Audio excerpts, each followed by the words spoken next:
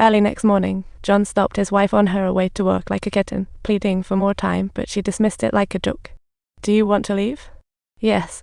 "Do you want to leave?" "Yes, I want to leave." "Don't go. Just hurry up and get out. Christopher's is around me. Don't mess with my spotlight. You're the one trying to drag me down, hear that? You're too soft." "No, I'm not into being happy anymore. I'm just not happy, so get out of here. Don't squeeze the sand." Helpless John had to sneak his son back home. Then the landlord arrived like a movie villain, issuing an ultimatum. John begged for a few more days. He offered to paint the apartment free. The landlord, feeling sympathy, agreed. Just when one wave calmed, another struck. John was busy painting his future when the cops showed up like they arrived in, and turns out John had racked up too many skin deep and paid fines, and now he was facing a day in jail. But tomorrow at 9 a.m. is his interview. Miss it, and it's by chance to turn his life around. Thus, his son is at home, and despite John's begging, he had no luck, so he had to call his wife for backup. After what felt like a mini prison sentence, he finally got out at dawn, and with only 10 minutes until his interview, he dashed off in his paint-splattered clothes. As soon as he walked in, he enthusiastically shook hands with the interviewers. Little did he know, the plot thickened for this hopeful, but if he turned down this gig, he'd have to sell the last 6 pieces of equipment to scrape by. Once again, John's life was stuck in a bad run. The next day, John threw in the towel on sales, and instead took his son up to the rooftop for a basketball match of pure joy. "This is a bit of a challenge, huh? As the saying goes, like father, like son, your basketball skills are just about as terrible as mine."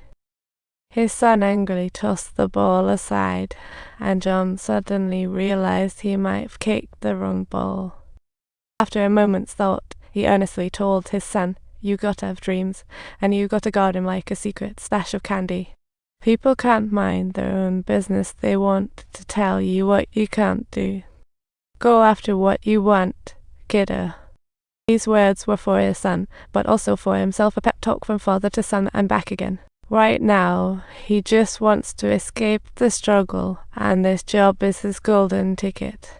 Since he couldn't afford an apartment, he and his son moved into the cheapest motel, turning it into a mini road trip.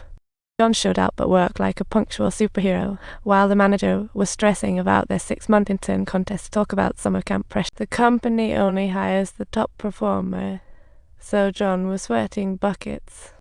He was the first one in every day, cramming 9 hours of work into 6 like a 24-hour diner trying to serve during peak hour. He needed to leave 3 hours early to pick up his son from school, talk about the heroic father. Then he'd jump on the subway, squeeze onto the bus, and cross half the city to get home just to save the day. To save time, he never drank water at work because who has time for bathroom breaks? He kept the phone glued to his ear like it was his life preserver, dialing the next client as soon as he hung up. But alas, despite all his hustle, nothing seemed to land. 2 months passed, and still not a single client. John had to admit his strategy needed some serious tuning. So he set his sights on the wealthiest and likely the hardest sell of all, a billionaire. The millionaire's name? Walter, chairman of Wall Street's biggest fund. This sounds like a challenge, right? Just as he was about to leave, the boss called him over for a car shuffle. John couldn't say no, so he parked the car by the road and sprinted away like a contestant on a game show. But alas, he arrived just too late. John's hopes took a nosedive. To top it all off, the boss got a ticket. John paid the price for that too. But John didn't complain, he simply endured it like a champ. He reflected on his tardiness and, come the weekend, took his son to apologize in person, talk about a heartfelt gesture. The billionaire found John's sincerity amusing, so he invited them to a basketball game. It was a new kind of networking.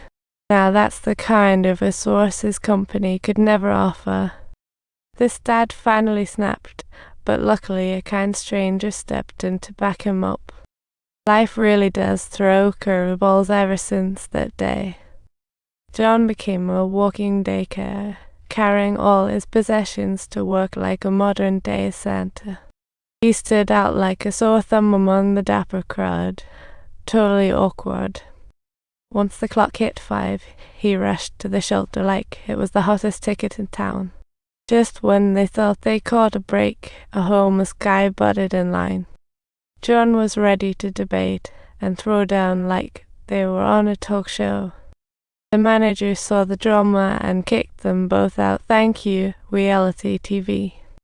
Finally, this dad hit his breaking point, realizing he had to game hard to win this round and flip the script.